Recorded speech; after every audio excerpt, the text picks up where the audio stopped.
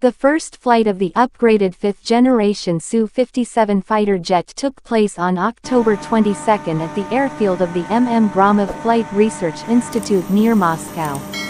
According to the Su-57 manufacturer, United Aircraft Corporation (UAC), onboard equipment with extended functionality, intelligent crew support and the possibility of using a wide range of new types of weapons is being tested on the aircraft.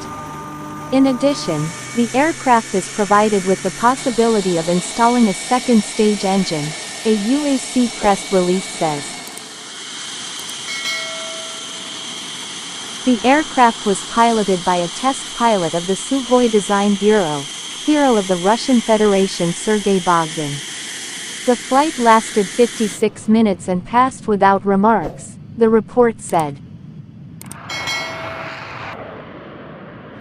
A UAC official had told during the Army 2022 event in August that an upgrade had been planned based on operational experience in Syria and Ukraine.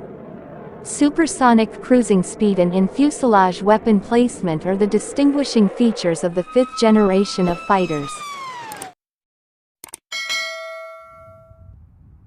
The engine of the second stage, product of the 30th production of the United Engine Corporation, UEC, which will provide the Su-57 with supersonic cruising speed.